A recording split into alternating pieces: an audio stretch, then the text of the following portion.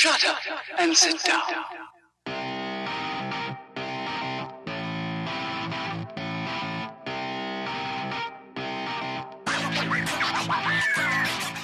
Hello and welcome everybody to another edition of the Con and Bob podcast, episode 4, I believe. Con, yes, correct sir. Me if I'm wrong. Yes, episode sir. 4. Here we go. It's getting going.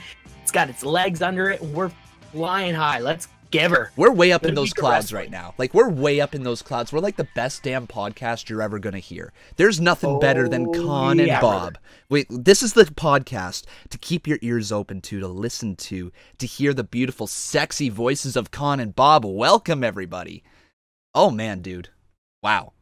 What a week of wrestling. Unreal. Unreal week of wrestling. We Fun. had... You and I chatted about it. It was a fun week of WWE. That's what I was just about to say. It was just straight up fun, from legends returning to cool little segments to match announcements, legend announcements. Yeah, and Shawn Michaels and character shifts as well. Like, character shifts Exactly. was huge. It was just a very fun week of wrestling. So, man, without further ado, want to get into it?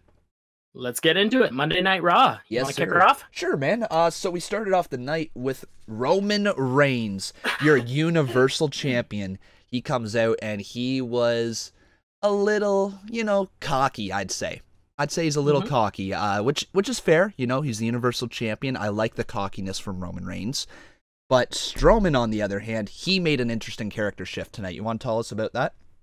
Yeah, he, you know what though? Like in that segment itself, is that what you mean, or do you want? Yeah, to in wait that to get segment. into In the that actual- segment. Okay. Yeah, in that segment, In he that made a segment character itself, shift. Yeah. Yeah, he came out and he was still like tough brawn and everything, but honestly, the highlight of that segment was Roman for me, because Roman put him in his place. Like Roman is getting better and better on the mic. Oh, easily, without And a doubt. He looked like sounded good, and he made a lot of good points, right? Like the aspect of like fight him as a man, like come out type thing, right? Yep, definitely. No, like he made some good points. Braun himself still came across like a tough guy. Like I liked the one thing when they shook hands, they agreed upon That's what I the was Hell gonna in a say. Cell. They shook hands, and Roman was being all tough and like talking a lot. And then as soon as like Braun wasn't kind of letting go of his hand for a second, Roman kept looking down. The little things. The little things. He's looking down at the handshake, just constantly looking back up like, are you going to let go of my hand? Like, please let go of my hand. Like, you're a scary dude. Let go of my hand. But I feel, honestly, I think this is one of the first situations that we've ever been in where in a promo, Roman made the other guy look bad. Like, I did not think that Braun sounded great in this promo, and I think it might have been the aspect of the lines and the well, here's the thing. Here's the thing with that, is that Braun Strowman, as much as he got over as a natural face, the fans started getting behind him. He got a catchphrase over. He maybe was the hottest baby face in the company, you could say. But he definitely didn't have the promo ability for a baby face. His voice doesn't sound like a likable voice, right? And that's nothing against the character. He's very catchphrasy, like you said. It's like, get these hands, and like that's it. He reminds me of a much bigger Ryback in that sense that that's all he says as a babyface. It was feed me more versus get these hands. So I really like, and obviously we'll talk a little bit about the heel turn later on, but I like that he's returned. Spoilers, yes, we'll talk about it. But I like that he is now going away from just this destructive babyface for no reason. Like, it's tough to cheer on a dick, sometimes it's very tough to cheer on a dick, and Braun Strowman was being a dick to Kevin Owens. He was being a dick, for not picking anybody other than a 10-year-old guy from the crowd, and not, what I mean? Like, anyways, that's going way back. That said, the one line that stood out for me in that was when Roman said, like, my brothers and I have all three been to the mountaintop. We know what it's like to be a championship.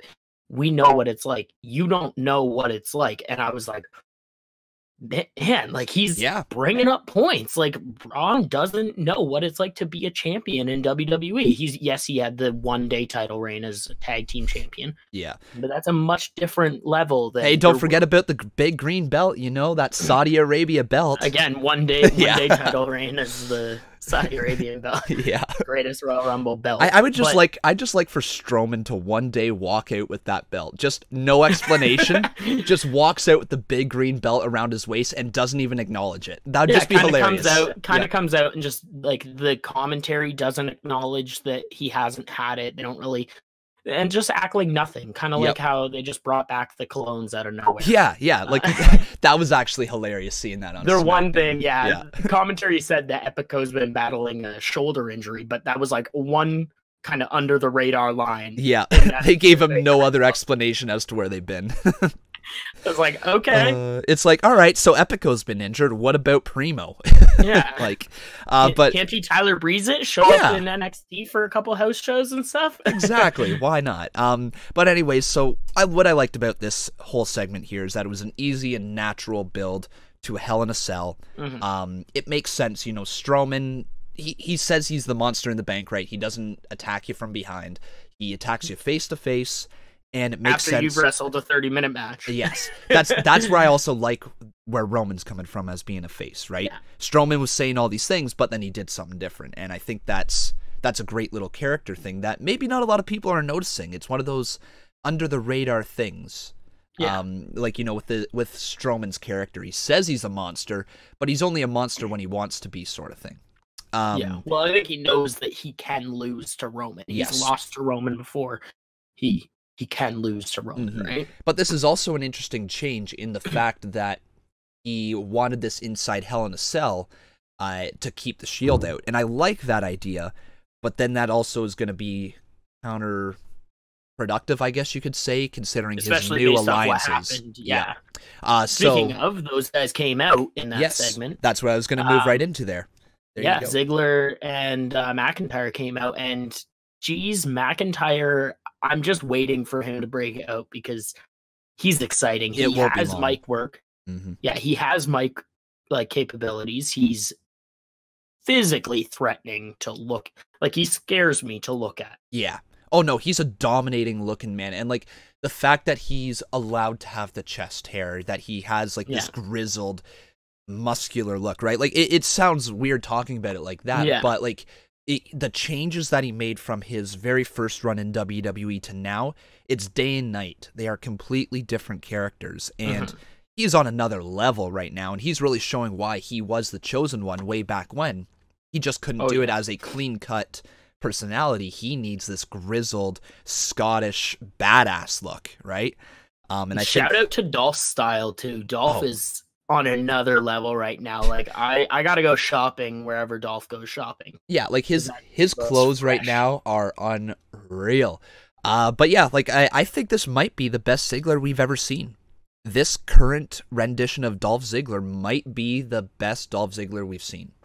I like it because he's relevant, but we all know that he's not the guy. We know that McIntyre is the guy out of the two, and I hope that they don't break up. I hope that McIntyre moves into the main picture, and Ziggler's just his buddy. That's I unfortunately I can't see that. I can't see that happening for too long because you can tell the whole idea of this combo was to put a title on Dolph because they don't think they want to push Drew to the moon right away. They want to get him build up with the WWE fans. So put the title on Dolph and have Drew around the title picture, build up his legitimacy, and then when he eventually turns on Dolph, you're going to create a babyface in Dolph once again, and it's going to refresh his fiery babyface character, and you get a good promo and a good segment probably between McIntyre and Ziggler whenever that happens. I hope it's not for a long time, though, because if you save that till Mania, that would be a good blow-off feud at Mania and a good time to kind of blow that off. Yeah. Yeah, that's fair. Cool. All right, so let's move on into the next segment. We had Corbin versus Balor. So obviously Corbin coming out, making that match official, the tag team match later on, and then saying he's in a match that he's had all week to prepare for, but Finn Balor has not. what I loved about this is that Corbin looked strong in the opening because he had the week's advantage over Finn Balor.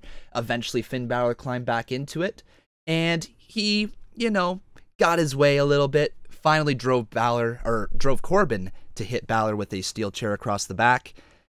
And then Corbin did his magic. Want to tell us about his magic? Yeah. One note from this whole thing. Did Corbin get new music? Nope.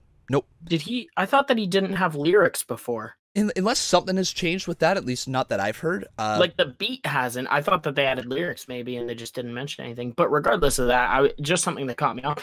But this is shocking that I'm saying this, because if you were to say to me from 5 months ago, whenever Corbin even got moved over to Raw, when was that? About 4 months ago? When did Corbin come over? I can't remember, to be honest. Here, you keep talking. Handful of months ago, though. If you were to say to me then, in 4 months' time, Corbin's going to be one of your favorite guys on Raw, I would have slapped you in the face. Yep. I would have slapped you in the face as hard as I can, and then spit on you, then hit you with an end of days. You're an aggressive man, but he came over in the Superstar Shakeup back in June. Yeah. So, a handful of months ago, a couple months. Mm-hmm. But he's exciting, man. And this current Corbin, he's physical and powerful, but he's also this sneaky, just... Well, he's slimy. He's slimy. He's slimy is what it boils down to. Cheat. I mean, he knows he can't win by himself, without having to break the rules, so he abuses his power. And he's a bit of a dick. He's a bit of a dick, and I love it. He's a dick in a good way. He's terrible in so many ways and great at the same time. That's why I like him, because he, especially in his current role as the GM, he's very fun. He's like, hey, I make the matches. Oh, I have so much going on. I forgot to say this was a no DQ match. And see, that's what I loved about that, because then that makes sense why Finn Balor would lose. Right? Yeah. He got hit across the back with a steel chair and was told, hey, we're restarting this match. This is now legal. And then gets hit with the end of days. Of course he's going to lose. It keeps Finn Balor looking strong because he had the disadvantage right from the start. And it also paints Baron Corbin as a very dangerous threat right now because, hey, who knows? Tomorrow or next Monday, he could walk out on screen and say, Roman, you and me are in a Universal title match right now. He could. He technically could. He's not gonna, but he could. and that character led into a segment later that I'll touch on quickly here, and I really liked it. Bobby Lashley coming backstage and Corbin asking for the masseuse, and then Lashley going, "Oh, you still a little roughed up from our match last week?" Yeah. And I'm really liking Bobby Lashley's current character as well. This kind of nice, whatever. But then he's like, "Oh yeah, okay, that's great. I got a match right now. Awesome." Kind of condescending to Corbin, smacks him on the arm. Yeah, look at you. GM smacks him again. He's being the happy dick, He's being a happy dick. But then again, the little things right before he leaves, just stone faces him. Yep. Just drops the smile, and I'm like, that's the Lashley that, as a face, that's the Lashley that I will support. Yeah, no, 100%. I'm behind that one. I do like it. I will say this about Lashley, is that he does still, they are building character for him, but it feels like he was doing nothing with Sami Zayn, right? It was just a weird throwaway feud. Yeah. And then he had this main event level feud with Roman Reigns, and now he's back down to beating up the Ascension. It's a very weird character build. It's like they just brought him back almost to try to get Roman Reigns over on the path to Brock Lesnar. And I know that those comments right there, a lot of Roman haters are going to jump all over it and say that's exactly what happened. No, folks, that's not what happened. It just seems like it because of the time frame that Bobby Lashley was brought back. Yeah. And I think it made sense though too. It made sense for Lashley and Roman to face off, right? And you can't forget, Lashley has a win over Roman. Oh yeah. And I like the little planting seeds, if you will, seeds. Those seeds. On the aspect of now Lashley and Corbin will always have this little bit of something there, a little bit of tension. And I like that. I'm just Okay. I do too, That's because good. you can jump all over that later on. I You can make plant it a feud seeds. at any point. Plant those seeds all over the show. Plant them wherever you can. You don't have to make them grow, but plant seeds. It's what you got to do. Water them when you are ready for them to. Oh, I like that. That's good. That is good. All right, so let's move into the Sasha Banks versus Dana Brooke matchup. This was a nothing match. Seriously, the match was a nothing match. However, Apollo and Dana are starting to get some sort of storyline going between them. They look like they might potentially be splitting from Titus O'Neil and Titus Worldwide. But anyways, I would think, what was it? Was it Sasha Banks that picked up the win? Yeah, Sasha Banks picked up the win. Backstabber into the Banks statement. Nice move. Nice move. Great move. Dana Brooke has kind of improved in the ring, I guess. Like, she didn't look bad. She didn't have botches throughout the whole match, but really the match was just, there was no peak. It just kind of happened. So the match itself wasn't great, but the purpose of the match and the segments around it is what got me with it. Like, I loved the pre-match segment with them saying, "Oh, Titus is working on getting you a match tonight." And then Apollo's thinking like some rando from an indie bingo hall in Toronto. Mm-hmm. And then Titus comes up and is like, "Against Sasha Banks." And just like, "Oh, okay." And then Dana leaves and Apollo's like, "She hasn't and I like that he acknowledged Dana hasn't wrestled in 9 months. Yep. Like, she's wrestled one match in the last 9 months. What are you doing?" And then he's like, "She's got it, I believe." And Apollo's like, "Fine."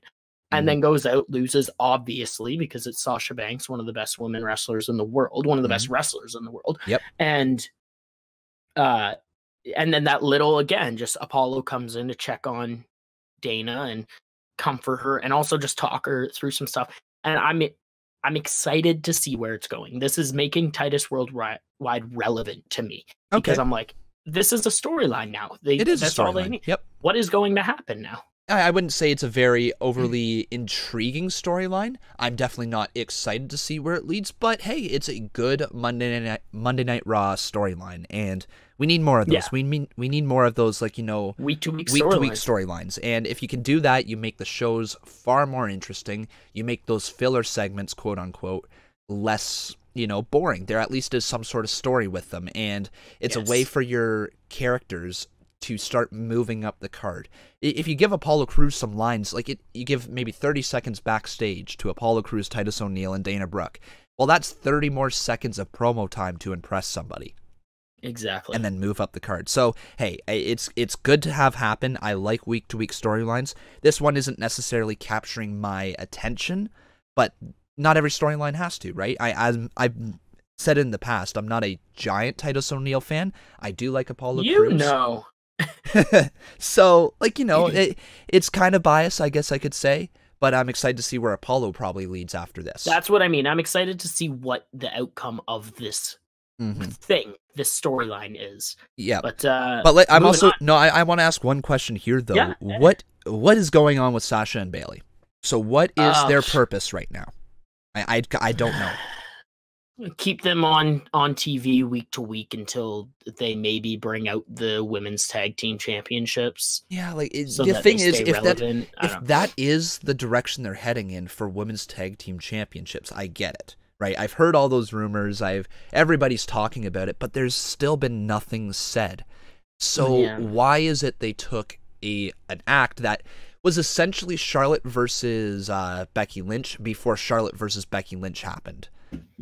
With Bayley and Sasha, why did you take an act and jump around all over the place as to who turned heel on who? Now we have anger management classes. Now we're a tag team, but the tag team titles aren't here yet. I get it if they're building towards the tag titles, but if it doesn't happen in the next year, what's the point of just wasting this? Yeah, I honestly couldn't tell you. I thought that same thing when I watched this match. I was confused in the aspect of just, remember when, like, literally in my mind, I went, remember when Sasha and Bayley were like hating each other and now like they're hugging and loving each other every single minute. And I'm like, I just don't understand what is happening. But WWE, as you and I both know, they don't do enough week-to-week storylines, and Yes. they don't allow, if a title's not involved, pretty much you don't have a story. Yeah, that is true. And hopefully they're getting back into having just storylines. Yeah. And something can happen from this, but I don't know where they're going to go with it if it's not the titles. I will give them this much. At least Sasha and Bayley weren't in another segment with the Riot Squad this week, which was good. Yep. Riot Squad was missing from TV, though. I think if you want to keep building them up, keep having, 30-second backstage segments with them causing, havoc. Like they were, drawing with their lipstick all over things, kind of like their NWO spray paint, right? Yeah. I think they should keep doing those segments backstage. It doesn't have to lead anywhere. It's an easy week-to-week storyline. They cause damage on, say, whoever, right? Whoever's backstage. They hurt them, they attack them. Next week on Raw, it is this person versus Ruby Riott or whoever, right? And that's an easy way to build to the next week, and you can keep the Riot Squad looking strong and a babyface looking strong as well. Even if they get the win over Riot Squad, at least it's something for Riot Squad to do backstage. Well, those backstage segments always, it's helping to plant seeds in the minds of the viewers, because there's one on SmackDown right now that we'll get into when we get over there. That is really intriguing me, and now it's got me fantasy booking in my head that I wouldn't mind seeing it, because it makes certain people that aren't relevant more relevant. And I'm excited to see if something comes from that, but we'll get into that on SmackDown. We'll get into it. Yep, for sure. Let's move on, though. Let's get into what a match. Oh, my God. Kevin Owens versus Seth Rollins, making a Intercontinental Championship Open Challenge. We must see once again. I love that the title's back on Seth Rollins. I love that they're calling the Shield the workhorses of the WWE. It's so much fun to watch right now, and Owens returning like that after being beat up from Braun Strowman, saying that he's not leaving without a title, but still doesn't leave with a title. I think it's just such a great thing. Kevin Owens is, obviously you saw him snap when he quit, foreshadowing. Yeah. But man, this match was just so good. But Rollins everything retains. Around this match too. The segment to start it, KO coming out, getting the huge home country pop, right? And then going through and everybody popping, loving him and getting cheered, and then just the slight, I couldn't think of a better place to win. Actually, no, I can think of Montreal, Quebec, Canada. Yeah. And then starts speaking French and immediately makes the Toronto crowd turn. Great. He's amazing. And I loved the whole... Très bien. Yeah. Très bien. Très bien. And then I loved the whole like, my best friend wasn't there. If my best friend was there, I would have won the Money in the Bank. I would have cashed in and I would be the Universal Champion. You have your best friends. And he's like, I had a terrible summer. Like, it was a bad summer. I've had this and this and this happen. It's been terrible. And he's like, he's bringing up a lot of good points. That he's had a bad summer, man. And you know what? With that promo cut right there, he became once again one of the most interesting characters. Like, you and me have said this. We've praised, out the butthole about Kevin Owens. He is WWE's like most versatile performer. You can put him in anywhere, and he's going to make it must-watch television. He's just so good, and he proved once again with that promo just how damn good he is. And then his athleticism and his ability in the ring, which was incredible. Oh, that moonsault. That moonsault? It was a BME, so it was a best moonsault ever, but he turned off the second, like... Yeah, he corkscrewed up. He completely made a 180, landed on the top rope, and without hesitation delivered the moonsault. I just wish that he would have landed that. Oh, I know. Holy. Like, it's like... his size to be able to moonsault, period. And then to be able to do that with the moonsault? Come on. Well, we talk about Vader, how he was such an influential big man in the past, right? Like, nobody could move like Vader and all that, rest his soul. But Kevin Owens, man, he might be our generation's Vader in that sense that he is a man that does not look like he can move, does not look like he should be all that talented in the ring, but man, he can go. Yes. Very much so. He's incredible, though. But talking about incredible, he made himself the biggest talking point, arguably, about this week, as Kevin Owens sat in the ring on a steel chair, waiting waiting, and then he quit the WWE. Tears in his eyes. Like this, it hurt to watch. Like, because you felt the man break. You felt the man break. Like you felt it. He was that good at acting, and like the best type of acting comes from some truths. And there was a bit of truth and honesty to that segment, right? Obviously, he's likely not gone forever. He might, especially with his big contract that he reportedly signed. Yeah, like what, like 5-year deal or 4-year deal, yeah, something like that. 4-year deal, something like that. But he might be gone from TV for a month or so, 2 months. Maybe just take a little bit of time. Maybe he's like going over to SmackDown. I heard. Like, we don't know what's happening. Yeah, I don't know what happens with him. I don't want to pretend that I know what's happening. Yeah, I'm intrigued. I don't know either. I could see this leading in a few directions. I could see them, if Kevin Owens, like, who knows what the backstage things are. Maybe Kevin Owens is beat up after being thrown over the top of a steel cage through the floor, or like through the table, and, you know, being launched over the edge of the stage in a porta potty. Like, things like that can probably beat you up.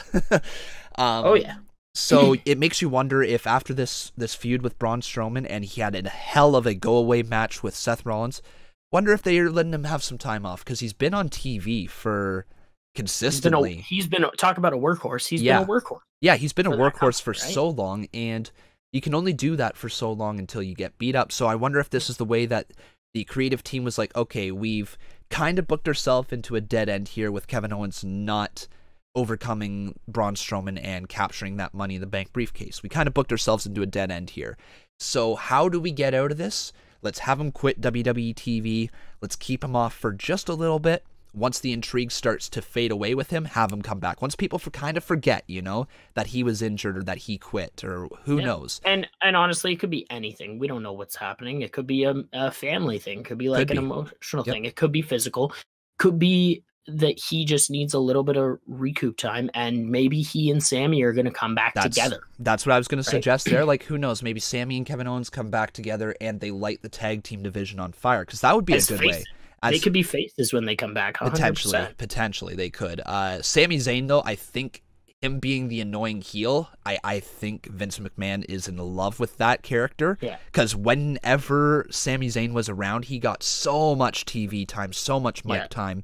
The company's clearly high on him. Yes. So he's obviously going to be in a big position when he returns. The question is if Kevin Owens returns with Sami Zayn, or do you think that Paul Heyman and Kevin Owens have something up their sleeve? Maybe it could be something like that. I think that we want to see Paul Heyman with Kevin Owens because it would just make so much sense. It would be such an intriguing pairing, but I don't know what's happening there. I don't want to pretend that I know what's happening. This is the best thing about wrestling. I want to be surprised. Same. I want to have Kevin Owens come out in a month and a half with Paul Heyman by his side, or not, or whatever, and just be and mark out. Oh my God, he's back. Just mark out. And that's where I think we can speak here. Both you and me, we are clearly diehard wrestling fans, been so our entire lives. And I find a lot of fans, you know, and any listeners right here, you know, you can take this with a grain of salt if you want. But I find a lot of fans, they like to spoil the shows for themselves, or they like to hype up things too much in their head. And then once the time comes for something, they are so let down because of every single rumor that they've read, and it doesn't live up to those expectations. Yeah. If you start losing interest in WWE or something like that, or wrestling in general, just maybe take a week off of the spoilers, or maybe take a week off of the rumors, and just see if you can get yourself back invested in WWE, because that's what I did, and I haven't enjoyed WWE this much in my entire life.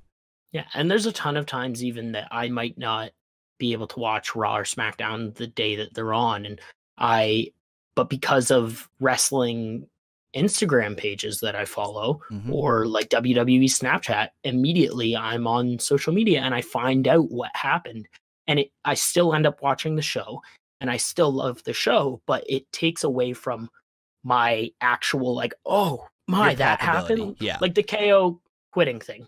If I didn't, I already knew about it before I watched it because of Instagram and Snapchat. Mm-hmm. And had I not have known, you would have been a lot more surprised. I would have been like, I would have popped and marked out, like you said, a little bit. I would have been like, what is happening with my life right now? Yeah, it's just that you go through a weird range of emotions right there when you think your favorite, one of your favorites quits, and you think you might be losing him for the rest of your life. Speaking of weird, B Team Revival was the next segment here. What's your thoughts on this? See, this should have been the tag team title match. This should have been the tag team title match right here. This is the one that they should have had, after last week, each of them being beaten in singles matches. That, to me, warrants a tag team title opportunity. Now, I don't understand why now all of a sudden it was a tag team non-title match. That's what I mean. That's what I mean. I'm so baffled. They lost their first opportunity. I understand that. So the Revival has to work their way back up the card. And that's where last week's matches really worked out. 2 singles matches, back-to-back, and they both picked up the win. So, of course, they're next in line for a title opportunity. You beat both members of the tag team title, the tag team champions. So, this week being a non-title match was very weird because the Revival stood above the B team, titles in hands, looking strong as hell, and we still have to have another match. Yeah, they already won the tag team match. Now it's are they just trying to push it to give the tag team title match the pre-show at Hell in a Cell? Is that what they're trying to push for? They might be doing that, but the problem is in doing that is now we've seen their match at SummerSlam, right? Their one-on-one match. We saw the Fatal 4-Way before that with them in the match with the Hardys, and who was the other team? Hardy and Wyatt and the Leader of Worlds, and them. B Team, Revival, the Leader of Worlds, and who's the fourth team? Was it Titus Worldwide? No. I can't remember. Anyways, whoever that fourth team was. So we see them in action against the B team there. We see them then in action at SummerSlam on the kickoff show. Revival loses again. We see them in action later on in 2 singles matches. Then we see them in tag team action against each other. And now we're expected to sit through another tag team title match whenever that happens. That's what I mean. And then there's going to be the rematch if Revival takes the titles off B team. So it's just very drawn out. And if Revival doesn't take the titles off B team, how do they justify having another? They can win any other time, but they can't seem to win when the titles are on the line. And that's just a bad way to build up a tag team. You make them seem like they're choke artists. So I hope this should have been the title match, and then if they wanted, the rematch could have been at Hell in a Cell pre-show. Exactly, and that's what I thought they were gonna do when I saw them coming out. I thought, okay, cool, this is gonna be a tag team title match, but nope. So essentially, we're probably going to get it at Hell in a Cell, which, hey, you know what? Anytime that the Revival gets coronated with the tag team titles, it's going to be good. Yeah. I'm excited for that. This is the right team. Yeah. No, this is the right team to take the titles off B team. They've had a fun little run. I like that they're acknowledging on TV that they've never been on a run like this in their lives, so let's keep running, right? That's fun. They know that they are in way over their heads, and it's going to bite them in the ass soon. So that's all I'll say about that. Yeah. What I will say about the Revival is, holy crap, I think the Shatter Machine might be our generation's Dudley Death Drop. Or the 3D. Yeah. I think it might be our generation's tag team move. It's pretty good. I can't see too many others that are better. Better tag team moves. A flapjack into a code breaker? Come on. Yeah, that's amazing. Pretty good. It's fun. It's I'm trying to think if there's any necessarily. I don't know. Yeah, off the top of my head, Dudley Death Drop, it was like a flapjack into an RKO, into a cutter, I guess you could say.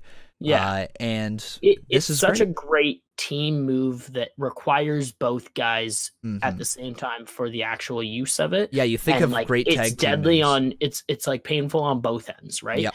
As opposed to a couple other moves, and the Bar has a couple good tag moves that they use, and obviously up down down is a solid tag team move. Right? I've never been a big fan of tag team moves where they essentially just jump off the turnbuckle and the person plants them down. Some of them are cool, right? Legion of Doom's finisher there, I forget the name of it, but that was really cool. And then obviously you got Dudley Death Drop. You have the Shatter Machine. I like Heart Attack as well was another good one. Yeah. For moves, tag team moves that they take place in the center of the ring, you know, they're not a move where you just happen to jump up and slam down, and because you jumped off the turnbuckle, you're expected to put it away, right? It's not like an elbow drop from the top turnbuckle never puts somebody away, except for Macho Man or a few others here and there. But how come an elbow drop from the middle rope to Big E putting him down in a face plant is enough to put him away? You know what I mean? Things like that. They're not bad. Tag team moves off the top rope are not bad, but I much prefer in-ring, center of the ring. I will say, like, those types of moves are better than the ones where it's like super kick into the pedigree. Yes. Because that's just two there's finishers. three levels. There's definitely 3 levels of tag team finishers. You've got the D-Generation X, let's just do our own solo finishers and combine them. You've got like... And those ones are fun. Those ones are fun. You've got like Dolph Ziggler and Drew McIntyre who do the Claymore into the zigzag. You know, that's fun as well. It looks vicious if timed right. But like, yeah, I think it's... If you don't combine finishing moves together and you actually make a tag team finishing move, it's much better for your tag team in the long run. Yeah, Magic Killer? Yeah, Magic Killer's another good one. Magic Killer's okay. It confuses me sometimes. I don't know. But they've got a couple good like tag team moves that aren't finishers as well. Like that's the thing with tag teams is I like their tag team moves that aren't necessarily their finisher when it's just like other things where you're like, oh, like I think the club, like Good Brothers, use that black drop into the neck breaker. Yep. Really nice teamwork move, right? And that's what we're shooting for. That's Moving what you need to on. get. Yes, let's move on. You want to dive in? Elias, is he the biggest act in WWE right now to the hardcore fans? To the hardcore fans? I would say he's even up there with the casual fans. He's massive. Huge. He's a character that is one of the most over consistently week after week where he can do anything and the fans will cheer and then they will boo him when he wants them to boo them. He's magic in that ring. He's got the WWE universe on a string and he controls it any way that he wants to. And he basically does the same segment week in, week out. And every single week, it's never getting old. It's just bafflingly amazing. And I'm one of those people who love it. I am too. I'm right there with you. I loved this week that, I'm not sure if like you got the same experience, but watching it live, hearing him insult the Toronto crowd, saying that he's friends with John Tavares and that he hates coming from New York to Toronto and that he's just ripping on essentially our hometown. It made me like... It's one of those moments where it doesn't come to your hometown very often, and you understand why they do those cheap pops or those cheap boos in every single arena, because you legitimately, for a moment, you're like, oh man, why are you attacking me? Like, this is a personal attack. He kills me, though. Like, even, we'll get into the segment here. Obviously, Trish Stratus came out. Oh, Trish is amazing, hometown girl. Yep. Also, I've never noticed this. I don't recall when we were younger, when she was relevant. Did she sound that Canadian when she was in the WWE? No, like, she 100% did not. Super Canadian right now. Super Canadian. Yeah, like, I'm there, bud. She wasn't saying A at the end of every sentence. Oh, I know, sentence. A there, bud. Like, she's a little hoser from up here in the north. Oh, yeah, I loved it. But I was like, did she always sound this Canadian? But even, like, just talking, and then, like you said, Elias with the insults, and then he rips on the Leafs, and everyone starts going, like, go Leafs go or whatever, and he's saying like Leafs suck. He's like, no, I hear it. I hear it. And like little things like that make your promos so good. And he's one of the few who I think they're essentially allowed to go out there with just bullet points. He's one of the few. There's no way that's scripted. No, he's amazing. He just hits bullet points and he kills it each and every single week. No way in the world did I think the Drifter from NXT was going to be this popular of an act. Yes. It's like, never would we have thought that the Drifter from NXT was going to be in a segment with arguably the most legendary women's superstar in WWE history. Right? Yep. She still is number one. Like, I don't care how good Charlotte is right now. She's still behind. I say arguably in the sense of like Lita's up there. Yeah, no, that's what I mean. Like, Charlotte is so damn good right now, but she's not even on the pedestal of Lita and Trish right now, and that goes to show that goes to show just how good they were essentially for the fact that the Attitude Era and the Reality Era and all this stuff coming up, it was all about the divas and making women look sexy out in the ring and all that. And somehow Trish and Lita drove those not even stereotypes, but just drove that idea that there can't be good women's wrestlers. They're so important to every single female superstar that we see in the women's division today. They really were. And 100%. So it's awesome anytime we get to see Trish back on TV. And it led into a nice segment, too. Like, that was an amazing segment. Good chemistry with Elias, obviously. Two great talkers and everything. Elias could work with a broom handle and make it a good segment. Well, he works with a guitar and makes it a good segment. There you go. And it led to Alexa, obviously, Alicia Fox. Which I am hyped for Alexa versus Trish. Yes, it's going to be good. But the big part that I got hyped about was Mickie James returned. Yes, and I love that. I love that. It's the little things that for a lot of people they might not know or they might not even realize. But for you and I and the other fans that would know or fans that were fans at that time, Trish is like who brought Mickie into this industry. Oh, yeah. Yeah, and they had a crazy rivalry. Remember Crazy Mickie? Like that stalker Mickie, the one who made a V with her hand, maybe licked it, and then slapped the taste out of the mouth of Trish Stratus at Mania. Like, it was a great feud. Do you think this leads... There's two options in my mind that this is going to. Mickie backstabs Alexa and helps Trish. Okay. And like just kind of for happy-go-lucky. Yeah, and then maybe Mickie gets one more face run, maybe even a title shot somewhere in there. Versus whatever. Alexa would make a lot of sense. Yeah, like a grudge match between Alexa versus Mickie, not for the title. Hey, I'd be down for that. Or do you think Mickie costs Trish the match, and then Trish gets one more match somewhere in there against Mickie? They could do that if they want to build Trish to come back more. Like, who knows? Trish might be on a one-time deal, right? Like a one-match deal sort of thing. The old guard in Trish Stratus versus essentially the new guard in Alexa Bliss. They are very much almost mirror images of each other. Well, especially how Trish came in initially, right? Yep. Trish. Nope. All the best faces are heels to start. So exactly, yes. I got to ask you, though, something here. To go back to Elias, what do you think is next for him? Is he just going to keep doing these Raw segments, trying to do a concert, and something goes wrong? Or do you think there's actually some plans for him to move up the card? Because I think if you start putting him in feuds, he's going to become even hotter. Well, I think that there obviously are plans for him to move up the card, but it's tough right now because Seth just got the IC title. Yes. Roman just got the Universal. Obviously, there's Braun involved in that feud, and you don't necessarily have a feud with Rollins, but you don't know what's happening with the whole Shield situation and everything. And I think there's a lot of guys that they're like, this needs a little bit of time to breathe. Yep. And maybe come October, then maybe we start looking at where Elias shifts into an actual program. Yeah, I could see that. October wouldn't be a bad time for him. The one thing with WWE right now is that they have such a deep roster. It's insane. It's maybe the best roster ever. Like, not in terms of star power, but in terms of like in-ring ability. Talent. Yeah, yes. The talent. Like, the talent that these wrestlers have. The talent that you have to have. In-ring and promo. Oh, yeah, the talent that you have to just make it to WWE now blows the Attitude Era, blows Hogan's era right out of the water. Like, it's not even close.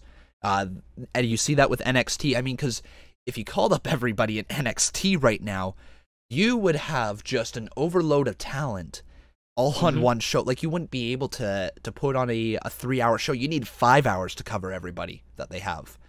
And it's almost like they need to have those, like, Heat and Velocity come back. Yeah, I would be down for more WWE Network exclusives. Yes, like network exclusive, like Heat, like Thursday night Heat or something like that. That's just something fun that you get the mid cards, that you get the Mojo Rawleys, that you get the Chad Gables, and you allow them an opportunity to essentially develop. WWE superstars like they had, but make it known that this is a important show. And hey, if you brought back a television title, you might be able to defend it on that. Yes. You know, like it's becoming such a deep roster, and I know that wrestling, or like wrestling fans and everything, they sometimes say like it's not good to have too many titles because then titles lose their value. But I also think titles help elevate enough of a character as long as they have a good character. You know, yes. If you saw Elias sitting there with a title, even though his performance is as over as can be without a title, and that's great, milk that until you need a title on him. But without the title, he's good. With the title, holy crap, right? That would just elevate it another little bit. It's like with Seth Rollins and Dolph Ziggler over the IC title. You know, it's the men who hold the title that make it important, not the other way around. Yes. And you saw it fail with Jinder Mahal. You saw it fail with like Jack Swagger a long time ago. You know, there's failures with as world champions. Essentially, Dolph Ziggler did a little bit as well, where they get the championship and they expect the championship to elevate them, but it needs to be the other way around. The challenger or the person holding the title is the one that needs to elevate the title. Mm-hmm. But yeah, so like anyways, what I'm getting at there is that Elias would be perfect for a television title. Yes. Elias would be perfect for anything. Yes, he would. All right, let's move on here. So after that little segment, we then got the match between Natalya and Alicia Fox. Great to see Natalya back. Fine match. Natalya picks up the win. It was special because it was in Canada. Natalya points up to the sky. Rip to the Anvil Neidhart there. Fine match, nothing special. Just nice to see Natalya get a win back in Canada. Let's move on, man. Let's go on to Bobby Lashley versus The Ascension, because I know you have some points from this match. Yeah, again, just I liked Bobby, like the segment before. I liked his power in the ring. It was nice to see Ascension on TV, even though they lost in a handicap match to Bobby. It was just nice to see, like, oh yeah, we have the Ascension somewhere. I've got written down right here, Ascension would be great in a faction. You know, it's like the lackeys for somebody. Yeah, they would be great. Be all right. They'd be maybe not necessarily the APA level, you know, but like if they shifted their characters to more of a protection agency or something like that, I think they'd be great in that role. You know, you got Big Connor, who's an intimidating force, and Victor's the speed of the team. Like, they definitely have talent. It would be hilarious if they just shifted from like these wastelanders to like suits and like black sunglasses and literally like a protective agency. Well, I forget what was Victor so much. What was Connor and Victor in their faction in NXT called? One sec. Connor and Victor. So they had an NXT faction, I'm pretty sure. Yeah. I forget what the name of it was called. One sec. What was it? Or you look that up. I'll chat about this match. Lashley just looked super powerful.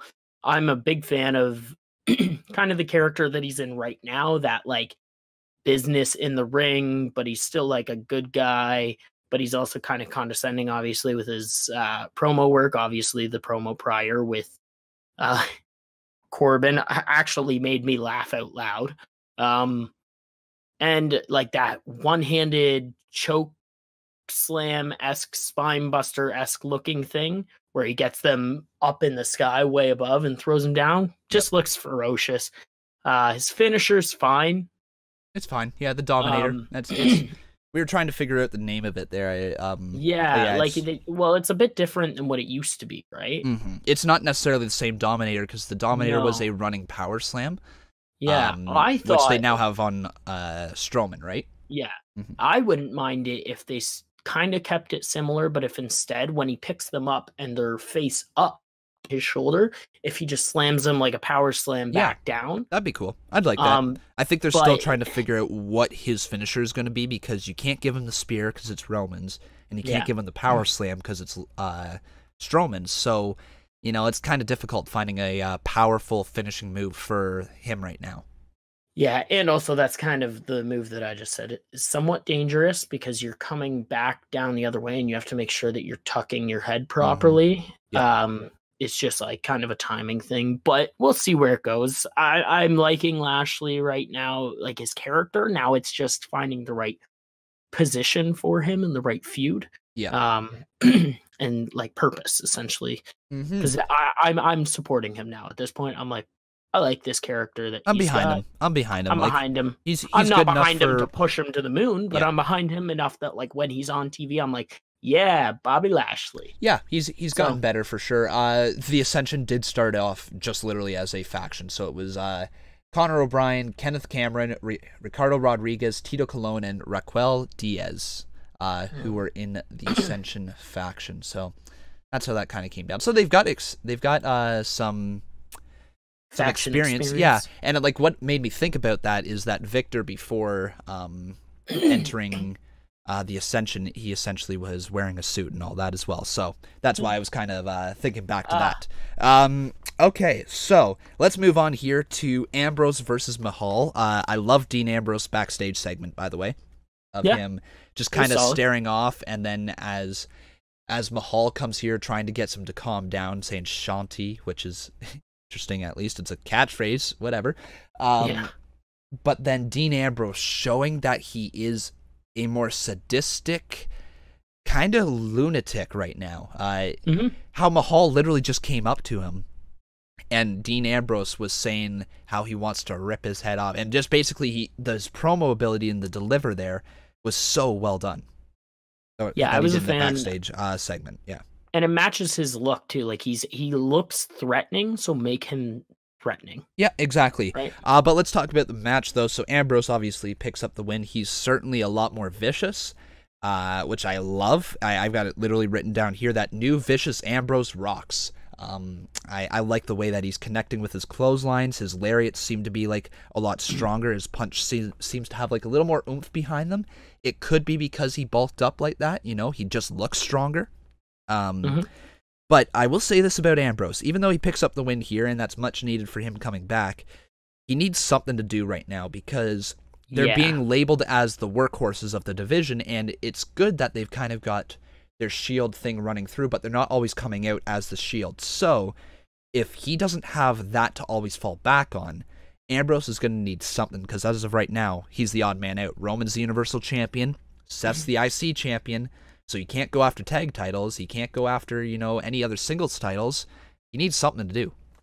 Yes, and maybe that's a feud. No, Elias needs to win his next feud. Yeah, he does. He does. I don't know. As far as Ambrose goes, though, I'm a big fan of this new moveset, because before it looked just kind of wacky and whatever. But right now it's a little bit more ferocious, and he's doing things that like are intelligent wrestling based moves. Yep. Like those takedowns and like kind of groundwork stuff but then he still has a couple little like lunatic-y type things, right? Yeah. You can still see that there's something that makes him tick there. Yeah. And I love it that it's almost like watching a ticking time bomb, like when is he going to go off? And he looks physical and good. I'm a fan. I think I agree, though. He needs something right now to do, even if it's you don't want to lose him. You don't want to lose him in the shuffle, right? Like he just came back, capitalize on the momentum. Don't let him fade to the background, right? He just came back. He's got momentum with him. He's with the Shield. Let's do something with him. Yeah, and it's tough because you want to give him a feud of importance, but at the same time, when we start giving him a feud of importance, like against Kevin Owens or against Elias or whatever, then we're like, oh, well, those other guys should also win their next feud because they haven't won feuds in the past couple, right? So it's like they need to be like dominant in those feuds, and you're not going to make Dean Ambrose not dominant, but at the same time, you can't put him up against Titus O'Neil and be like, this is your next feud, because then we're all going to be like, why is he facing Titus? This is stupid. Exactly. So I really hope that he doesn't get lost in the shuffle. He might have something going on now with maybe Dolph Ziggler. Maybe the feud continues on with Dolph, between Dolph and Dean. That's been a feud that's been explored in the past. I like the feud. It'd be a different dynamic now, with Ziggler being in the heel role with McIntyre. Maybe it's Drew versus McIntyre. Drew versus Dean, I should say. Maybe that's where they move. But let's quickly fly through this last match here, man, as we are going into overtime, just like the Raw show did, nearing an hour. We haven't even touched on Smackdown or NXT. So let's try to fly through these a little quicker. Reigns and Strowman facing off against Dolph and Drew. It ended in a no contest after Braun Strowman turned his back on his tag team partner Roman Reigns and attacked him. I like it. Like we said earlier, Strowman turning heel is good. He's a dick. You don't want to root for him, even though people were. And I think this is the right track for Braun Strowman, especially with Brock Lesnar being gone now. We need that top monster heel. Yeah, I'm a fan. Yep. It makes sense. Line. And you know what? It makes sense. Strowman was attacked by the Shield. Dolph and Drew are right there. It makes sense. It makes sense, but it's a bit confusing in the sense of like, oh, now he's got this little faction-y type thing, whatever, or alliance with those guys, Drew and Dolph being those guys. But then it's like, well, why did you want it in a Hell in a Cell? Yes. So that's where the backtrack is, and that's where it doesn't make sense. But hey, and we came full circle. We did. We came full circle. All right, let's zoom right in here to SmackDown Live. I'm gonna call this the fun show because that's exactly what this was on Tuesday. This one the fun show. Killed it. Yeah, it's always the fun show. SmackDown absolutely killed it this week. From start to finish, it was great. And we started off with the New Day, your five-time WWE Tag Team Champions. They are now the SmackDown Tag Team Champions after winning the titles off the Bludgeon Brothers last week. And they were coronated by a king. King Booker. It was a fun segment. That's all it was. And it was just... yeah, it was a lot of fun. Yeah. Booker coming out and in his king moniker, like you said, like essentially knighting the guys, giving them fun royal names. What was it? Lord Xavier the Wise, Sir Kofi the Brave, and Big E. Big E. And then Big E gets all upset with it. What? He's like, you've already got a name. He's like, Big. So, it was pretty funny. I liked it. I love when random legends show up. Like I really do. I think if legend is in there around, why not throw him on TV just for like a quick 5-minute segment like this or whatever, And those guys played it up great. Like, I mean, the aspect of immediately dropping to their knees and Xavier. Yeah. Doth my eyes deceive? Like, it was a lot of fun. It was a weird way to start a show, for sure, but hey, it was fun. So super fun. Nothing wrong with that at all. And the best place to do it, too. I mean, in Canada, we know as Canadians how us Canadian WWE fans are. We're crazy. So we're going to love that stuff. And you know what I really liked about this, especially with Raw and SmackDown, and you can say essentially, like, the shows within the last little bit, but at least tonight, when they come to Toronto, it's the 4th biggest market in North America. Yeah. And so it makes sense for them to want to put on these very interesting shows, where there's lots of things happening. Like, I find every time they come to Toronto, the show feels bigger. And that's probably because they don't come here very often. It's like a once a year, twice a year sort of thing. Like, they're not here very often. So when they do come, they put on a great show, and they have weird legends returned, like King Booker, not even Booker T. Like, I was a little surprised that not many Canadian superstars appeared on the shows. Like, obviously Kevin Owens, obviously Trish coming back, but there's not too many right now though that are healthy and top talent. Yeah, that would make sense to show. Like, you could do Ty Dillinger, you could do Bobby Roode. Ty Dillinger made an appearance, and that's actually what I was going to say. The SmackDown thing that's intriguing me right now. I don't know how you feel about this, but I'm actually a big fan of what's happening right now with the Ty Dillinger R-Truth thing. Well, they're actually, I believe they're heading towards a tag team. Yeah, the Perfect Truth. Let's make it happen. The Perfect Truth. That works for me. I heard they beat Sanity in a dark match. So whether that means they might be entering a feud with Sanity into the future, which might not be bad, could be fun. They would make R-Truth would make some funny jokes about Sanity. And Truth is just amazing. Yeah, on the mic. Like, he's an amazing character, and he does a great job of making he's a great tag guy because he makes their tag team relevant. Like, look at Golden Truth, right? It was solid when they had their chance. Awesome Truth was solid when they had their chance, right? Like, so now, and you see the level that obviously Miz has built since he left Truth. And I'm not saying that Dillinger will reach that same level, but it makes Dillinger a little bit more relevant, and maybe moving out of that after Dillinger gets an opportunity to then be a mid-card type level champion. You know what I'm really enjoying with Ty Dillinger is that I think he is essentially, there's a reason why they're pairing him with R-Truth. They're essentially, you know, building him up to be the next consistent, you know, fun undercard comedy act. And it sucks, you know, and I think he's going to do a good job. I think he will too. It sucks seeing Ty Dillinger necessarily in that role because, you know, we saw what he could do in NXT, but at the same time, we were just talking minutes ago about how deep this talent is, how deep the roster is. And as much as I like Ty Dillinger's gimmick, he's not overly the best wrestler on the roster, right? I also think he's good, but I also think that we think too poorly as a fan base toward comedy acts. Yep. I think that we forget that there's a lot of good people that come from comedy acts. Like Edge and Christian were essentially a comedy act at one point, right? Like stuff like that. Like I think that comedy acts don't need to be thought of as jobbers. And I think that we're starting to think of it that way. Or like pointless. Well, New Day, look at them. New Day is literally still a comedy act. Yep. And they're one of the biggest acts in professional wrestling worldwide. Yes, no, like there is definitely room for comedy acts. I mean, who's that guy in New Japan? What's his name? Who always has...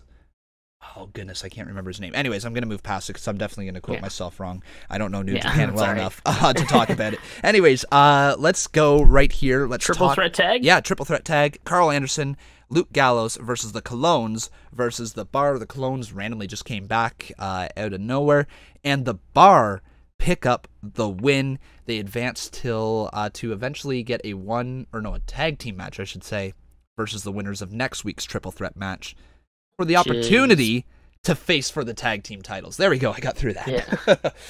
And that other match will be Rusev Day and Usos and Sanity, correct? Yes, I believe so. So it should be a pretty fun match next week.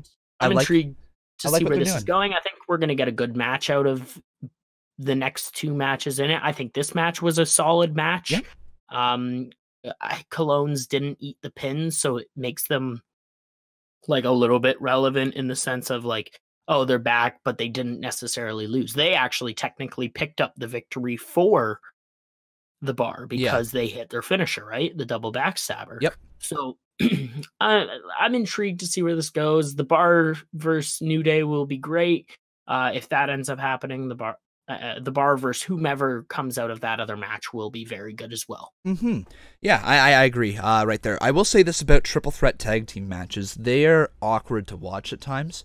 Because of the tagging thing? Yeah, like I've never understood it. I've never understood why they label it as a triple threat tag team match, but it's two people in the ring at once. It makes no sense as to why you can tag anybody else in other than your partner, because the whole idea to get out of it is to tag your partner in, not just tag somebody else, like, you know, on the other team to get out of the ring. So I've never liked them. I think correct me if I'm wrong. That wasn't the way that it was when we were kids, was it? Not that I remember. Now, granted, as a kid, I did not pay attention to the match structure or the little things, right? I rooted for John Cena, I hated Randy Orton, and I was scared of Triple H. That's what I was.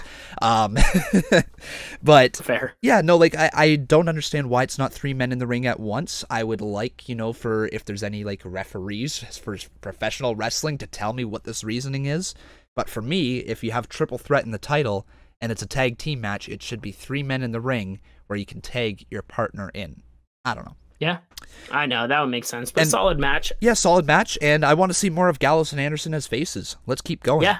Let's keep going with them. We got Hardy came out, cut a promo, challenged Randy to a Hell in a Cell match, which apparently Hardy's never been in a Hell in a Cell match. Is that correct? Has he not? Really? That's what I heard, yeah. Which is... that's surprising. Yeah, if that's the case, I'm excited to see what happens in the cell. And I mean, you know, Orton inside the Hell in a Cell is just money. Like, he's money. Oh, yeah. Yeah, Mel is money? No. Orton is money. Inside Hell in a Cell. Is that Hell in a Cell? Yeah. Always read the fine print. About this. happy about this. I'm excited that this is the right blow off. My mind immediately went into Booker mode, and not Booker T mode or King Booker mode, but like booking mode. And I thought, like, if they are going to write Jeff off, maybe he goes through the table from the top of the cell with a swanton. God, who knows if they're even writing Jeff off at this point, right? Like, I know. It seems like they were going to do it for so long, but maybe he's just like, no, I'm good. I'm Jeff Hardy. But if that's the way you're going to do it, yeah, that's the way you're going to do it, right? That's the way you do it, yep. Swanton from the top, Randy moves out of the way, then punts him. Yeah, something like picks that. Picks up the 1, 2, 3, and like that, Jeff is dead. Jeff is literally dead at that point. Yep. It's gonna be crazy. That is gonna be a match to look forward to. I think a lot of people are gonna throw their arms up and say, "Oh, there's so many Hell in a Cell matches at this Hell in a Cell pay-per-view," which there is gonna be. But whatever. But essentially, I will say this to that is that means WWE has been building good feuds. Because if you get to Hell in a Cell and you look at your card and say, "Wow, we got 5 matches on here that could be inside the cell," that's because you built up a good feud. You know, you've got... And one of which they didn't put was Joe versus AJ, which very well could have been. I'm thinking that might still morph into a Hell in a Cell match. They might do that. And if it does, that makes sense. Yep, it makes... That one makes sense more than the Roman Braun one, but... Yeah. Well, the Roman Braun one also has the factor of outside interference not getting inside. So I like that. Each men now has people on the outside of the cell. So it's confusing as to why the heel would do that, but hey, we're going to get a fun match and a hard-hitting match between them as well. Yes. You can look at the card right now and essentially say that Becky versus Charlotte could be inside Hell in a Cell. You could have... I think it will be. I think it will be, too. You could have Samoa Joe versus AJ Styles in the cell. You are going to have Jeff Hardy and Orton inside the cell. You are going to have Strowman and Reigns inside the cell. And you could probably figure out some other match there. Like, I'm not sure if, like... potentially the women's feud, like Ronda Rousey would maybe go in there, but like probably not. So like at least 4 that you could do with inside and none of the cell tag, right now. None of the tag ones have developed to be a Hell in a Cell level. No, and it would be a tough sell, SELL, not CELL, to make if it's Usos versus New Day or Bar versus New Day. It would be tough to justify this is a Hell in a Cell in 2.5 weeks, right? Yep. But weirder things have happened, right? I mean, like this time last year, we got New Day versus Usos inside Hell in a Cell as well, right? But that was also when imagine if they built back up, like they win it, and then they're like, okay, so we're having a rematch inside the cell, and I think that would be the only one that would kind of make sense, and it's just a throwback at that point. Exactly. So if they want to rehash, an old storyline to get a cool tag team match inside the cell, cool. I don't think they will. I think 3 or 4 is plenty on the card. Yeah. But that is amazing, the fact that we are talking about ways that they could have, potentially 5 Hell in a Cell matches on the card. Because that's just great storytelling. That's what that all is. Speaking of Usos, what's going on with Naomi right now? Lost to Billie Kay this week. Lost to Peyton Royce. I think she's going to have some help pretty soon in the form of an Empress of Tomorrow. Ooh. I think we're going to see an alliance between Naomi and Asuka very, very soon. Huh, that could be intriguing. Yeah. Whether that means athletic, that means it's a long alliance, I don't know, but I think Asuka's going to come out and help Naomi against the Iconics next week, and then, maybe build to a pre-show match between Naomi and Asuka versus the Iconics.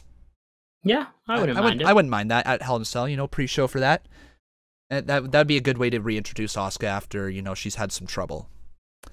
But yeah, anyways, in that matchup, Billie Kay picks up the win over Naomi. Not a great match, but hey, it was fine. It's fine to build up the Iconics. I loved their promo though, walking down to the ring. They're just so bad they're good. You know what I mean? Yes. And I loved it. The Toronto crowd, kind of overpowering them for a minute. Well, they brought up the Raptors, and the Raptors got a louder pop than the Leafs did, which was. Yeah. Very, very, it's not as expected, right? When you come to Toronto, you think, oh, Toronto Maple Leafs. But when they drop a diss towards your Raptors, your basketball team, you're like, oh, that caught me off guard. I'm hurt right here. That's our Eastern Conference champions right there. Yeah. But anyways, let's move on to Daniel Bryan versus Andrade Cien Almas. I'll let you take over for this one. Great match. I think you tweeted about it. I Yes. saw this was the match that you didn't know you wanted. Yep. Something like that. And it's so true. It's two amazing guys, amazing characters. Almas is just terribleness and amazingness at the same time. And so Bryan's just yes. Yeah,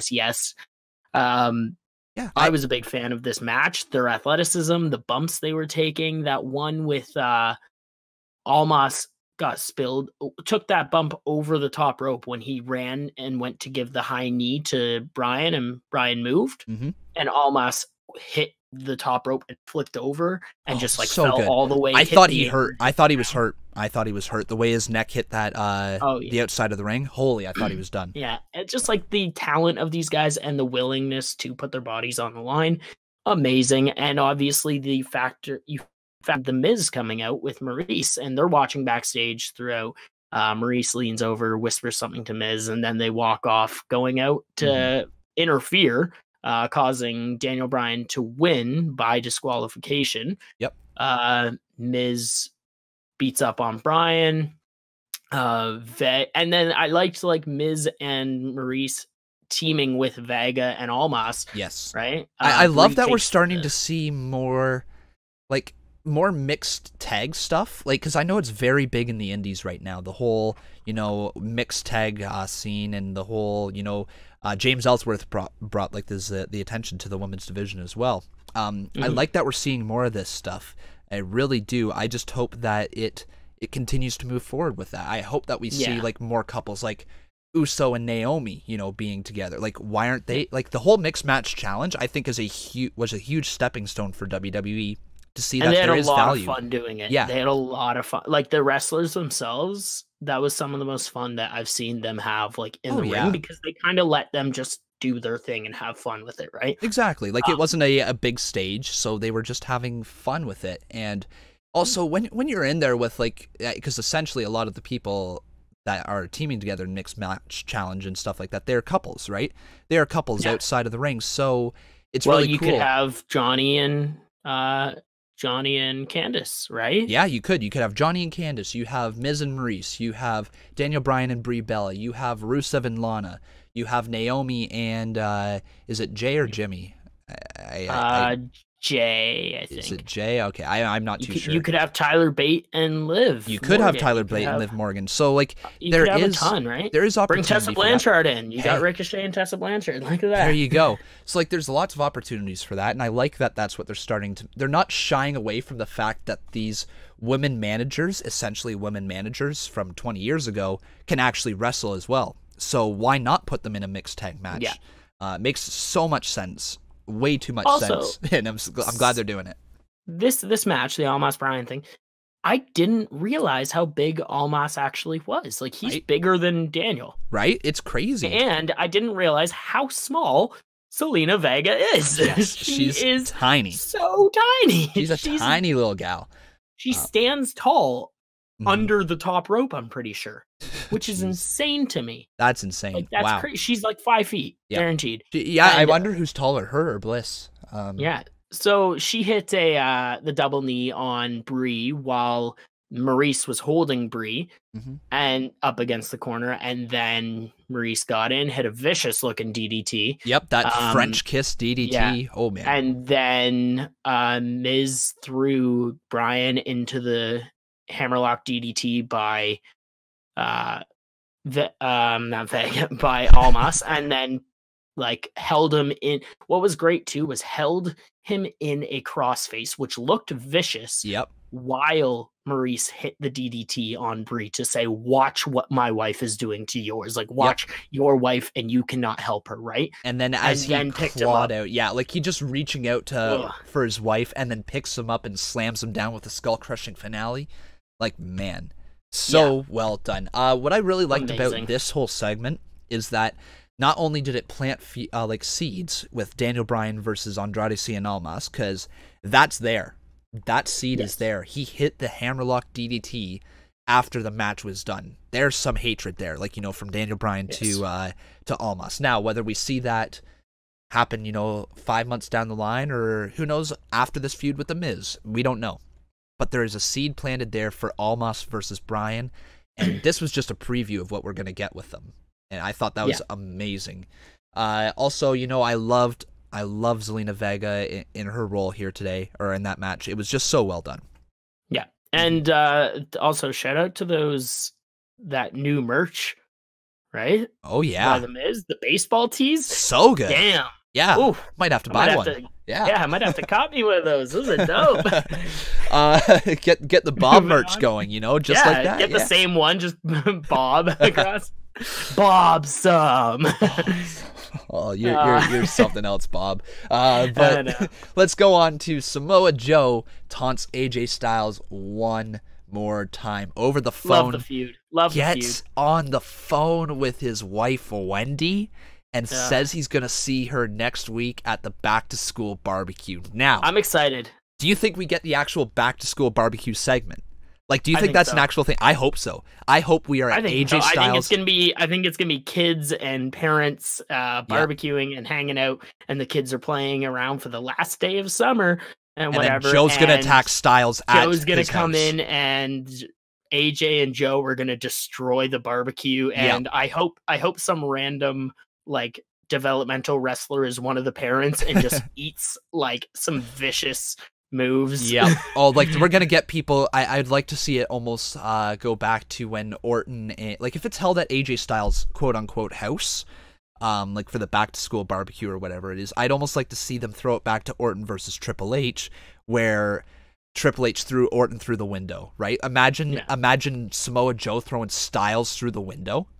Well, it means that there's going to be tables set up, probably with food on them, chip and drinks, and someone's going to go through that table at some point. I hope they don't turn it into a comedy thing. I hope it's potato salad thrown in the face, smeared in. No, because those two guys, even if it's like somewhat comedy, those two guys won't. It's going to be. It's going to be vicious, and that's what it needs to be. If this segment's going to hit home, if this is in fact the segment that they're going to do, it needs to hit home. It needs to be vicious, stalking Joe. And a defenseless babyface AJ Styles. Wendy! Like, it's so good. I love it. I'm excited. I love what's happening right now. I love the hatred between these two guys, especially knowing the storied history with these two guys. I love that we're kind of getting into that old school style feud where it is bringing in outside things that are super unnecessary, but also great because it just adds to the real hatred of a feud. Oh, it's so good. I'm excited for that. Me too. I'm excited about everything about SmackDown right now. Like everything on SmackDown's hitting a home run for me right now. Yeah, just like the next segment did. Oh my God. What a match. Carmela has come so far. Is money. She really is. Is very nice. She's the second best heel on SmackDown, like on SmackDown's women's division. Yep. She's top 5 heels for sure. And here's the crazy part. The crazy part is whenever WWE does decide to flip the switch and make her a face, they are gonna have merch sales out the wahoo. Like they're gonna be killing it with Carmella whenever they decide to flip her face. Think about like the Princess of Staten Island thing, like they could really roll with that, or the whole Mela is money. Mela is money. Like obviously, like you know the whole money symbol that is so marketable in WWE. They have a babyface star in the making, and I love that she's heel right now because, like we said, a lot of the best baby faces come from being a heel, and they are also excellent at being a heel. Yeah, and she looked good in the ring. Oh, yeah. They made Charlotte look like an absolute monster, like nothing was going to put her away, which is like fine. It's kind of like the fact that Mela hits 2 back-to-back super kicks, and she hits like this and all these like sick moves, and she's still just fine. Like she kicks out. I'm like, it made Charlotte look a little overpowered, but at the same time, Charlotte is your champion. She is the most she's Ric Flair's freaking daughter. I mean, like we can't forget that she's how many times has she been women's champion now? 6, I think. 6? Is it? Might have even been 7. Has she reached that 7 mark? Has she tied Trish Stratus? I know that's been talked about a lot. Let us know, guys. Yeah, I don't really know that right now, and I'm not gonna Google it as of this moment. It's either 6 or 7. But yeah, she's a monster because she had the Divas Championship, and that's included. Yes, true. And she had, was that 2 runs with Divas Champion? Captured it Oh off no, she had the Nikki Divas Bella. Championship, and then she had 6. Yeah, she's at 7 because she had the Divas Championship, and then 6 since the brand split. True. Wow, that's impressive. Mm-hmm. We are witnessing the greatest female performer of all time right now. Yeah. And that's crazy. Still to not, say. still not the greatest. Still not greatest right now, but like she is still needs to be done. When she's done, we will have the conversation. Yes, like when she's done, we'll have the conversation. Just where she is now, I would say she's probably number 3 all time where she is right now. Yeah. I think that's fair to say. I don't think she's taken over where Lita is, and she definitely hasn't taken over Trish. So she's behind those 2 legends, and she might even be behind Chyna still as well. Who might be number 3. I think Chyna and Charlotte are very comparable as of this moment. Even though Chyna competed with the men's division. But so Charlotte looked dominant. She picked up the win, obviously, figure 8. Great, and I loved how long Carmela stayed in the I was figure just 8. going to say, I like how long she held up for before she tapped. It looked good. It made Melo look strong still. Yep. And obviously we get Becky Lynch attacking Charlotte post-match. And what I loved about this is they didn't give her, like... any heel lines per se. They just let the fans choose who they want to boo in this segment. And I think that's the difference between last week. They were forcing a Becky Lynch heel turn too much, as opposed to where the fans are wanting to cheer for her, making her like the Stone Cold-esque, anti-hero type of person. And I think if there's an anti-hero in the women's division, it's Becky Lynch. Like, seriously, a character that has nothing but fire and passion for the business, who just feels screwed over and has some hatred towards a best friend, but really isn't in the wrong for doing so, Yeah. And I think that's a character people can get behind. She's never been labeled as the big breakout star from the 4 horsewomen. Like, there was Sasha, there was Charlotte, there was Bayley, and then there was little old Becky, right? So I think I love this new turn from her. If they move in the direction of anti-hero, the fans are going to be crazy behind her. If they do move towards a heel, I'm still okay with that. I would like to root for Becky. I'm going to root for Becky regardless. I think she is It's okay to fun. Root for a heel. It is. It's okay to root for a heel. I cheered on Edge through his most heelishness. Yes. And like always was super supportive of him. So yeah, like, I mean, I'm going to root for her. I think a lot of fans are probably on my side with that. But it would be easier to root for her if she's not having to call us, like, jerks for not supporting her. And I'm there like, I've supported you the entire way. Things like that. So I hope they do veer away from lines where it's, like, forcing a heel turn. Because I think you should never force it. I think that they can give, like, mean heel lines to her, but not have her go toward the fans.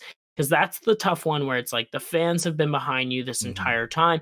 If it's just like heel as in she stays angry at Charlotte and she's angry at this and that, and she's just, and she doesn't even acknowledge the fans. Like, she can do it in the sense of like, I don't do it for you guys. Like, I don't do this for you. I do this for myself. That's fine. But if you guys want to show me the support, then I appreciate it. But I'm doing this for me. She doesn't even need to say that. I know, but like you could get that across in her character. Yeah, like that style, in the character. Yeah. I think that's a good heel for Becky. Yeah, I think so as well. I was a big fan of the show.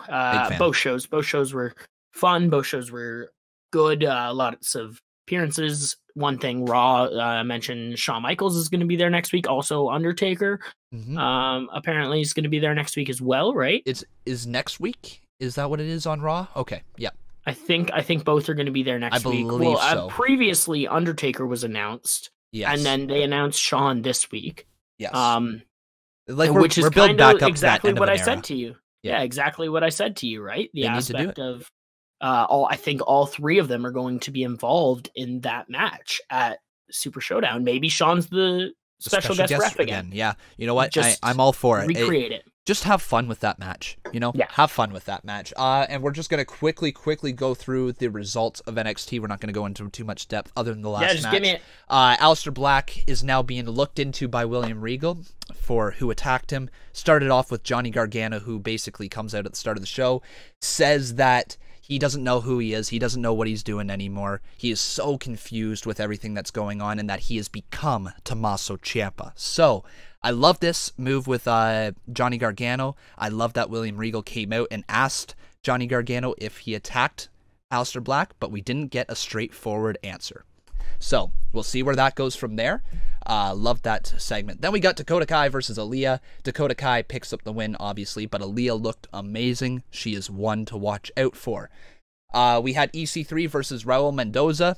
That didn't end up actually happening because Lars Sullivan is back, and he attacked Raul Mendoza after attacking EC3 backstage as well. So the Freak is back, which is always good news. Keith Lee made another appearance in NXT. He defeated this guy named Menzies.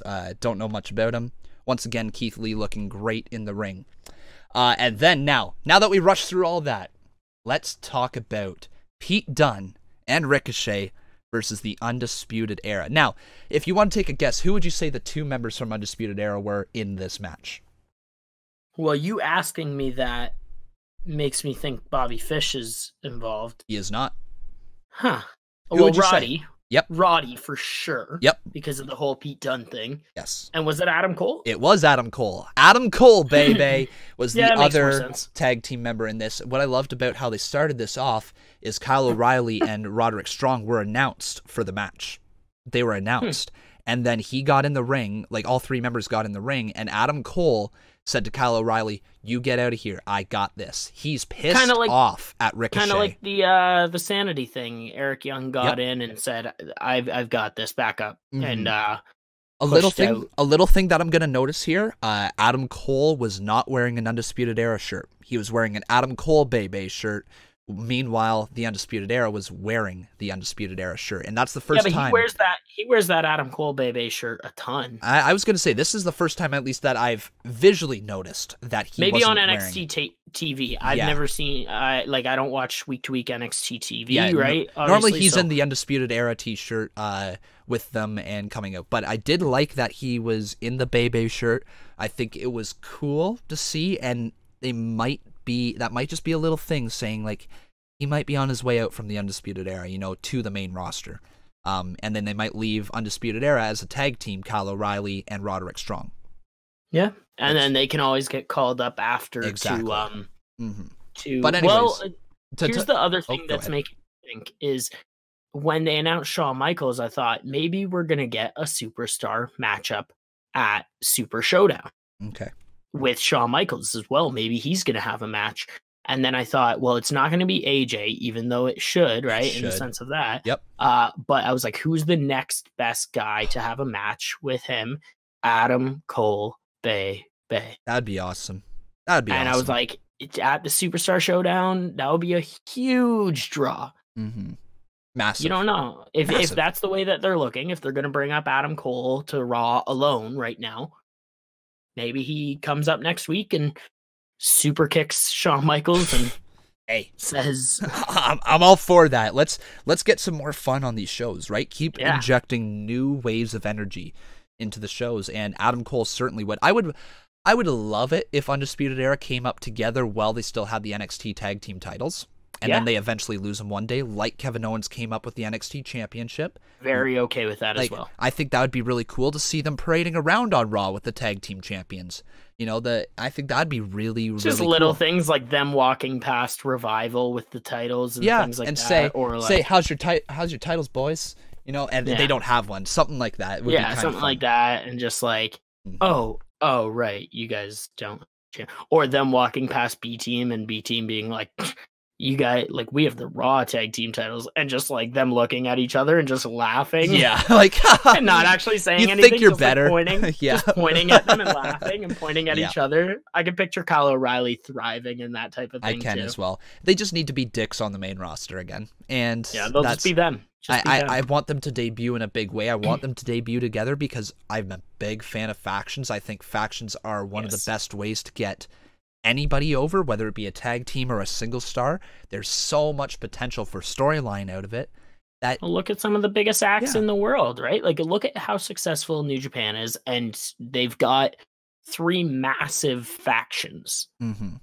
So huge, massive factions are huge. They are huge, and I love the Undisputed Era. But anyways, let's finish off this match here. Great pace to this match. It was high octane the entire time. All 4 of these men didn't leave a single single bit behind. They put it their all into this match, and it was a great match. I'm blown away by this. I don't think it's a 5-star match.